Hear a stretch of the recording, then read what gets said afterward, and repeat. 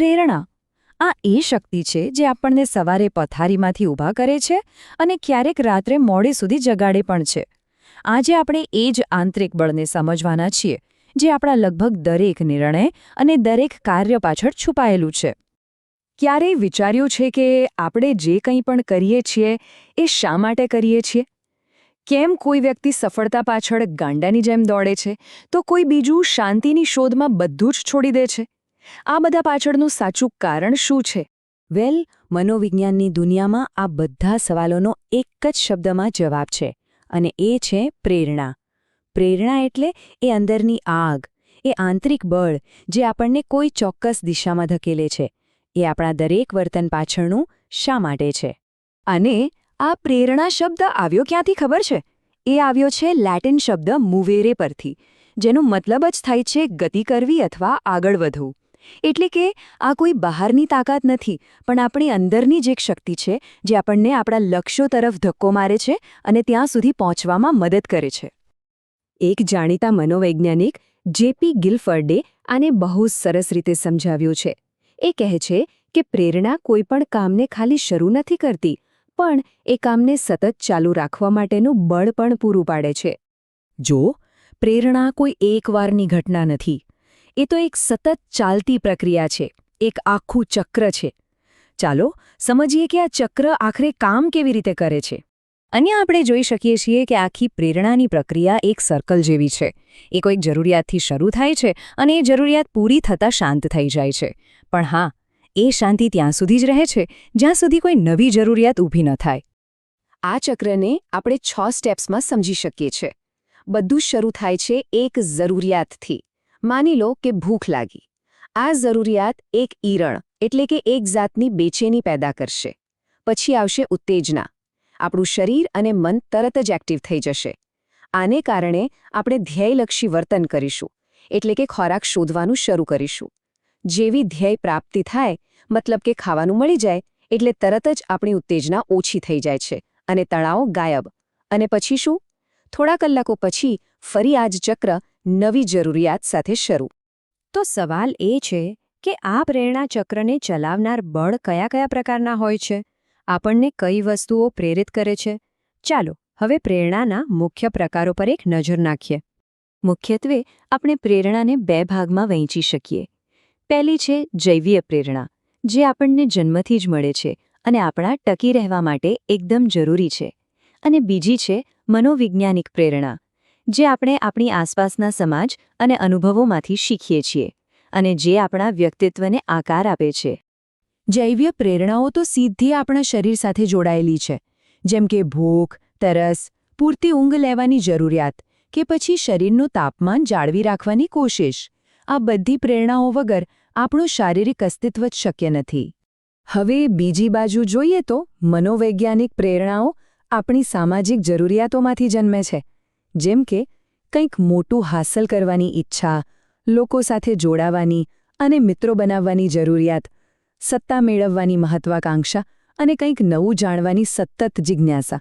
આ બધું આપણે શીખીએ છીએ. આ પ્રેરણાઓને આપણે બીજી રીતે પણ જોઈ શકીએ, આંતરિક અને બાહ્ય. જ્યારે આપણે કોઈ કામ એટલા માટે કરીએ છીએ કારણ કે આપણને એ કરવામાં મજા આવે છે, તો એ છે આંતરિક પ્રેરણા. પણ જો એ જ કામ આપણે પૈસા માટે, કોઈના વખાણ સાંભળવા માટે કે પછી કોઈ સજાથી બચવા કરીએ, તો એ બાહ્ય પ્રેરણા કહેવાય. સારું, તો આ બધી અલગ અલગ પ્રકારની પ્રેરણાઓ એકબીજા સાથે કેવી રીતે જોડાયેલી છે એ સમજાવવા માટે મનોવૈજ્ઞાનિક અબ્રાહમ મેસ્લોએ એક ખૂબ જ પ્રખ્યાત અને રસપ્રદ સિદ્ધાંત આપ્યો છે. મેસ્લોનો આ જરૂરિયાતોનો પિરામિડ માનવ પ્રેરણાને સમજવાની એકદમ ક્રાંતિકારી રીત છે. એનો મૂળ વિચાર બહુ સરળ પણ શક્તિશાળી છે. જ્યાં સુધી આપણી પાયાની જરૂરિયાતો જેમ કે ભૂખ, તરસ અને સલામતી પૂરી નથી થતી, ત્યાં સુધી આપણે પ્રેમ, સન્માન કે આત્મવિકાસ જેવી ઉચ્ચ કક્ષાની બાબતો પર ધ્યાન આપી જ નથી શકતા. પહેલા પેટ પૂજા, પછી બીજું બધું. આ પિરામિડના પાયામાં છે આપણી શારીરિક જરૂરિયાતો, એટલે કે રોટી, કપડાં અને મકાન. એકવાર એ પૂરી થાય પછી આપણે સલામતી શોધીએ છીએ. એ પછી આવે છે સામાજિક સ્તર, જ્યાં આપણને પ્રેમ, મિત્રતા અને સંબંધોની જરૂર પડે છે. એનાથી ઉપર છે સન્માન, જ્યાં આપણને આદર અને સમાજમાં એક સ્થાનની જરૂર હોય છે. અને છેક ટોચ પર છે સ્વ-આવિષ્કાર, એટલે કે આપણે જે બનવા માટે જન્મ્યા છીએ તે બનવાની અંતિમ ઈચ્છા. તો મેસ્લો આપણને એ સમજાવે છે કે શું આપણને પ્રેરિત કરે છે, પણ આપણી વિચારવાની રીતનું શું? એક બીજો ખૂબ જ રસપ્રદ સિદ્ધાંત છે જે એ સમજાવે છે કે આપણે આપણી સફળતા અને નિષ્ફળતા વિશે જે રીતે વિચારીએ છીએ તે આપણી આવતીકાલની પ્રેરણાને કેવી રીતે અસર કરે છે. આ સિદ્ધાંતને કહેવાય છે આરોપણનો સિદ્ધાંત. સીધી ભાષામાં કહીએ તો આ સિદ્ધાંત એ સમજાવે છે કે આપણે આપણી સફળતાનું શ્રેય કોને આપીએ છીએ અને નિષ્ફળતાનો દોષ કોના પર ઢોળીએ છીએ. અને આ કારણો નક્કી કરવાની પ્રક્રિયા જ આપણી ભવિષ્યની પ્રેરણાને દિશા આપે છે. આ સમજવા માટે વેઇનર આપણને 3 સવાલો પૂછવાનું કહે છે. પહેલો, જે પણ થયું એનું કારણ આંતરિક હતું કે બાહ્ય? મતલબ કે મારી મહેનત જવાબદાર હતી કે પછી નસીબ? બીજો, કારણ સ્થિર હતું કે અસ્થિર? શું એ મારી બુદ્ધિ હતી જે હંમેશા મારી સાથે રહે છે કે પછી તે દિવસનો મારો મૂડ જે બદલાતો રહે છે? અને ત્રીજો, શું એ કારણ નિયંત્રણક્ષમ હતું? શું હું એને બદલી શકું છું કે નહીં?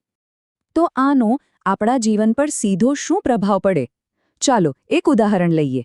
જો કોઈ વિદ્યાર્થી પરીક્ષામાં નાપાસ થાય અને એવું માને કે તેણે પૂરતી મહેનત નહોતી કરી, જે એક આંતરિક અને નિયંત્રિત કરી શકાય એવું કારણ છે, તો એને આગલી વખતે વધુ મહેનત કરવાની પ્રેરણા મળશે. પણ જો એ પોતાના નસીબને કે પેપર કાઢનારને દોષ દેશે, જે બાહ્ય અને એના નિયંત્રણ બહાર છે, તો એની પ્રેરણા કદાચ મરી જશે. ઓકે, તો આ બધી ચર્ચા પછી હવે એ સમજવાનો સમય છે કે આ બધું આપણા માટે શું અર્થ રાખે છે. આ જ્ઞાનનો ઉપયોગ આપણે પોતાની જાતને વધુ સારી રીતે સમજવા અને પ્રેરિત કરવા માટે કેવી રીતે કરી શકીએ? તો ચાલો ફટાફટ રીકેપ કરી લઈએ. આપણે જોયું કે પ્રેરણા એ આપણા દરેક કામ પાછળનું શા માટે છે. તે એક ચક્રમાં કામ કરે છે, જે જરૂરિયાતથી શરૂ થઈને સંતોષ પર પૂરું થાય છે. આપણે એ પણ સમજ્યું કે આપણને જૈવ્ય અને મનોવૈજ્ઞાનિક એમ બંને પ્રકારના બળ ચલાવે છે, અને સૌથી અગત્યનું, આપણી સફળતા કે નિષ્ફળતાનું કારણ આપણે કોને માનીએ છીએ એ જ આપણી આવતીકાલની પ્રેરણા નક્કી કરે છે. તો અંતમાં એક સવાલ જે વિચારવા જેવો છે. પોતાની સફળતાઓ અને નિષ્ફળતાઓ માટે આપણે મોટાભાગે કેવા કારણો આપીએ છીએ? શું તે કારણો આપણી અંદર છે કે બહાર? શું તે કાયમી છે કે કામચલાઉ? અને શું તે આપણા નિયંત્રણમાં છે? આ સવાલોનો જવાબ જ કદાચ આપણી ભવિષ્યની પ્રેરણાની ચાવી બની શકે છે. જો માનવ મન અને વર્તનને લગતા આવા જ રસપ્રદ વિષયોને સરળ ભાષામાં સમજવામાં રસ હોય તો આ ચેનલને સબસ્ક્રાઇબ કરવાનું ભૂલશો નહીં અને આ જ્ઞાનને બીજાઓ સાથે પણ શેર કરજો. ફરી મળીશું. ખૂબ ખૂબ આભાર.